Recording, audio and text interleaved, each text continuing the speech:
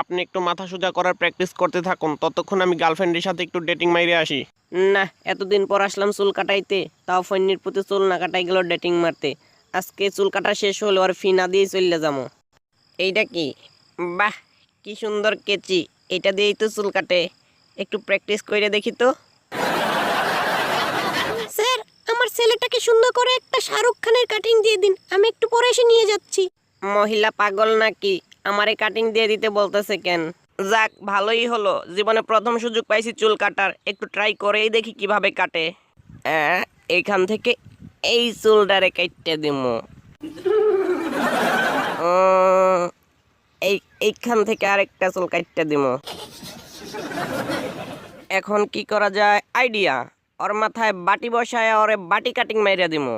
বাচ্চা ধন, তোমার মা তোমারে শাহরুখ খান বানাই দিতে বলছে, আমি তোমারে হিরো আলম ম্যাক্স প্রো বানাই দেব। হ্যাঁ হ্যাঁ।